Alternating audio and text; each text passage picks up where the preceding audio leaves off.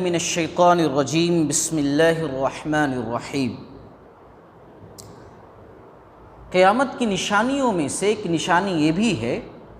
کہ مال و دولت کی کثرت ہو جائے گی، جیسا کہ میں نے کل کے درس کے اندر ذکر کیا کہ تجارت کی کثرت ہو جائے گی، مختلف قسم کی تجارت ہوں گے، تجارت کی منڈیاں، بازار بہت زیادہ ہو جائیں گے، اور پہلے کے بالمقابل تجارت کرنے کی چیزیں بھی آج بہت زیادہ ہیں۔ پہلے اتنی چیزیں بھی نہیں تھیں، اتنی نوعیت کی چیزیں نہیں تھیں، آج قسم قسم کی چیزیں ہیں۔ تجارت کے غرض سے مختلف ایپ بنائے جا رہے ہیں، مختلف طریقے ایجاد کیے جا رہے ہیں تجارت کی غرض سے، تو مال و دولت کی بھی جو ہے کثرت ہو جائے گی قرب قیامت میں۔ اللہ کے نبی صلی اللہ علیہ وسلم نے فرمایا، ابن ماجہ کی حدیث ہے، ابو ہریرہ رضی اللہ تعالیٰ عنہ حدیث کے راوی، کہ لا تقوم الساعۃ حتی یفیض المال،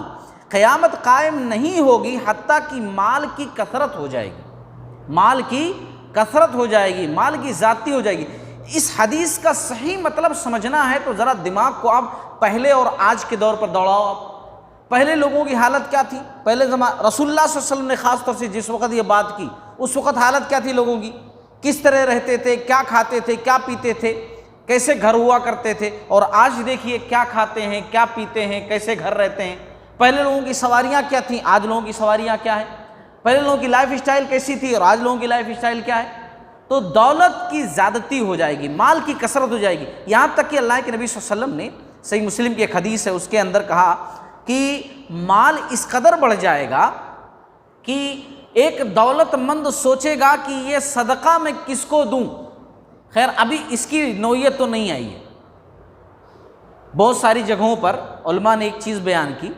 کہ حضرت عمر بن عبدالعزیز رحمۃ اللہ علیہ کے دور میں ایسا ہوا تھا، یعنی ان کی بادشاہت ایسی تھی، ان کی خلافت ایسی تھی، اتنے بہترین طریقے سے، اتنے اچھے نظم کے ساتھ وہ چلاتے تھے کہ لوگوں کے اندر مال و دولت کی اتنی فراوانی ہو گئی تھی کہ کوئی صدقہ لے کر کے نکلتا تھا تو صدقہ لینے والا نہیں ہوتا تھا ان کے دور حکومت۔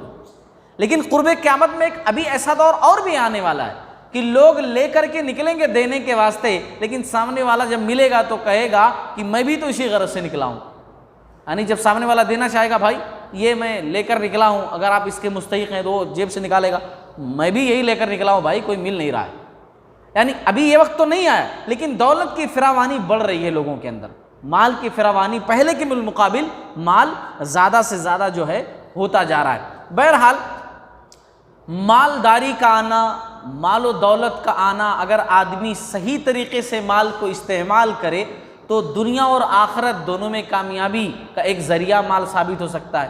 اور اگر نہیں صحیح طریقے سے اللہ کے حق کے ساتھ مال کا استعمال آدمی نہ کرے تو دنیا کی بھی بربادی ہے نا، آل اولاد سب برباد ہو جاتی ہے مال کی وجہ سے، اور